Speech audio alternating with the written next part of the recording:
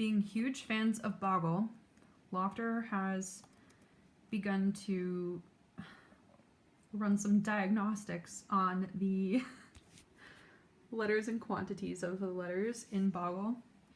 Here we begin with, we have each letter in the alphabet, and the count is how many times they appear in the game, and then the type is either a vowel or a consonant, and for the sake of this test, we are saying that Y is a vowel and that QU is a consonant. Next we have each individual die, because they each have a very random set of letters on them. There's 16 of them, and this is what each of them have on there. Also, I don't know if this is the same for all Boggles, but this is the 1980 version of Boggle. Now this area here, this block, is a map of these letters, like how many, like which ones are vowels and which ones are consonants. Then this is what percentage of each die has a vowel, has vowels or consonants. So die 1 has 67% vowels and 33% consonants, 4 vowels and 2 consonants. Lofter is working on simulating an actual Boggle game on Excel, because that's what economists do. No. You know, economists, they're very well known for this sort of thing. They simulate Boggle on Excel. Okay, but really why we're doing this is because I'm really curious why, and I don't know if we can figure this out or not, but why did the makers of Boggle choose to put these specific letters and vowels in the quantities that they chose, and also in the order in which they are on the die? Like, why does die 1 have A, O, I, C, T on it? And why does die B have, or die 2 have A, B, I, L, Y, T? Like, I'm just very curious why they chose that set. Lofter is still trying to simulate a Boggle game on here. What's proving to be challenging is he can randomize each individual die. But what, Lofter? But putting it into the grid randomly is really difficult. So getting it random here is super difficult, but getting it random here isn't so much. Think you can do it? Yeah. So now comes the tricky part. If I can figure this out, that should be good to go for the rest, but we'll see. So what are you doing? Now I'm trying to, I've randomized the first 2, so the second one can't be the first one. Now I'm trying to do the third one, so it can't be the first or the second one. And then you need to do the fourth, so it can't be the first, Yes. the second, or the third? Yes. You have to do that 16 times? Yes. Oh my god. I have a theory how they chose the letters. I have not looked this up yet on the internet, but I'm about to. I wonder if they chose the letters, if they had a large database of just like all the words in the English dictionary, and if they counted how many times each letter was used, and then they like proportionately distributed it based on that. Because, can you go to the letters? Yeah. You're in the middle of a formula, never mind.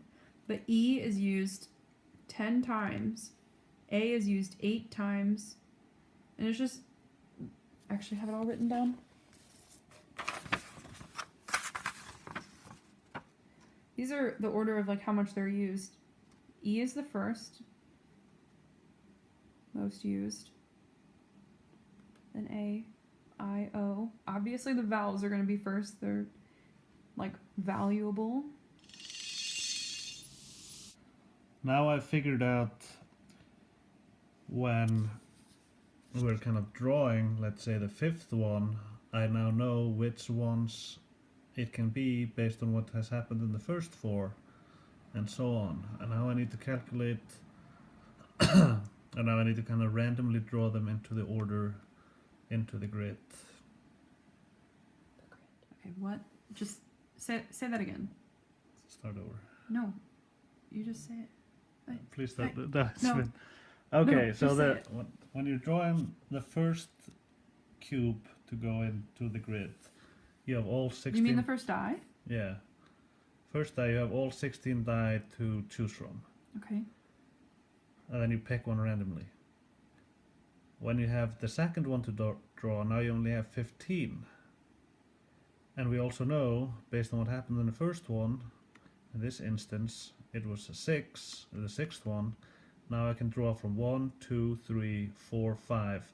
Not 6, because it's already taken. 7, 8, 9, 10, 11 through 16.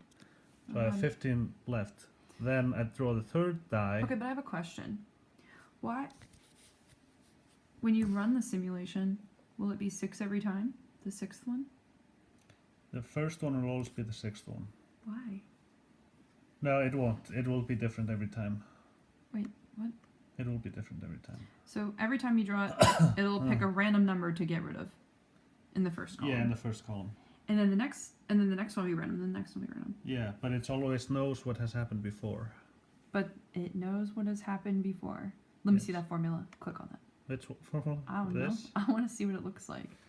Wow. Wow. Money. Okay. What are you working on now? I'm now just randomizing the dice. Working on randomizing the dice. Okay. Well, I was looking up information on like why the dice are the way that they are, and on a Wikipedia forum, a lot of people were commenting and sharing their different editions of Boggle. They're sharing information on like what each of their dice or what each of the die look like, and it seems like over the years they're finding better ways to do this. So, like, when was Boggle first invented? 1972. 1972, and they were saying like in like a 79 version, like there are more letters that like don't really help things like B and K. Like there were multiple of those letters, and they don't really help very much in making words. So in the later ones, they added more valuable letters that can help make more words like R and S and T. That's pretty interesting. It still doesn't like... I still don't feel fulfilled in this answer of why are the letters on the die, on each die, the way that they are. I don't get it. Still, I want to know why. Okay, so I found this distribution list on boardgamegeek.com or something like that. This guy, Simon. So he was showing the distribution between an older version of Boggle in the UK and a newer version. And you can see like the different letters that they took away and added in. And they added a lot more T's. And basically this guy in this post was saying that it's actually pretty awesome. He was saying like, you really shouldn't play the newer versions of Boggle with a 3-letter word minimum because it's just too easy. And Lofter got me an older version of Boggle for Christmas, and it's from 1980. And I actually would say we played it a lot today. I would say that it is harder than the ones we have at home, which are the newer ones. All right, you can explain what is happening? Alright, so I have now created a Boggle game in Excel. Well then. And this is how I did it in the steps. First thing I have is all 16 die in the game and how each one looks and what letters they have. Okay. What I then did was take these 16 die and I picked a random number between 1 and 6. Whatever number came up, it corresponded with where that letter was. So this is letter number Because there are 6 sides of the die. there are 6 sides of the die. So in this case, die number 1, pick number 4, so it's 1, 2, 3, 4, which is I. So I is going over here. Okay. Second thing I did was I created a random number right here between 0 and 1. Okay. Now I know the first die I need to create, that I need to place into the grid. So I organized the grid. I started in the top left corner, made my way across, and then went to the row below, Like and so left to forth. right and down. Yes. So I know in the first die I'm going to choose, I can choose between 1 and 16. So this random tells me that it's 0.79. That means that every number between 0.75 and 0.8125 is going to be What? die number 13. So I get 79.79. That should be die number 13. Oh my god. I don't And know what that means. Here though. I have die number 13.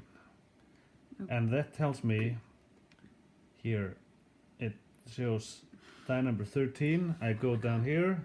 That was the letter E, so the letter E goes in here. Oh.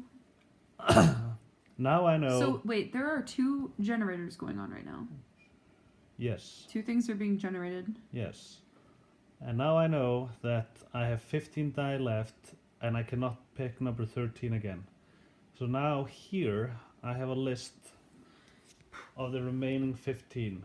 So I got 1, 2, 3, 4, 5, 6, 7, 8, 9, 10, 11, 12. Missing 13. No 13, I got 14, 15, 16. Mm-hmm. So now I go over here again to pick die number 2. So I do another random generator. That number is randomly generated. Now it's okay. 0.43605, which tells me that it's between 0.4 and 0.46667, which tells me I need to pick die number. So no, now I need to pick the 7th highest die that is What? remaining. The 7th So, highest. I know die I have remaining? 1, 2, 3, 4, 5, 6, 7th, because we already took number 13, so the 7th highest is number 7. Okay, I can't even. So that's now Lofter. over here. Lofter. Die number 7 was an O, so O goes up here, and then I continue this process until I've finished all the die. Okay, I can't deal with this. This is so confusing. So now Heather can play Boggle on her What the computer. heck? Okay, let's play a game of Boggle. All right, let's how do we do scramble it? the board. Let's Scramble it? How are you gonna scramble it? I press F9 on the keyboard. What? Wait, do it again. So now I get new letters in I there. do have one suggestion for you. This is not a square, cube, grid. I can make it however you want. I think it should be a square because Why when you're don't I doing do like this? diagonally across it, it's hard to see the words. Why don't I do it like this? Here we're gonna have the Boggle board. Make them more So- equal. Let's take this just here. in And the can you middle. center them too? Yes. Center the letters. Oh yes. Okay. Then you want this Everything equal. 45 pixels. Oh my goodness. 45. Okay, this is taking a long time. Wow, that's really awesome. You did it. You made a Boggle board. Still not equal, but you know. Working on it. But that's the point. That's the gist of it. Lofter made a Boggle board on Excel. Check it out. Lofter. Your genius is showing. And it spells ass. That's a cuss word. You can't say that on a video. Hit F9. Or F6. It's mine. It's F9. Yeah. Randomize. Wow, that's exciting. Line. You're so smart.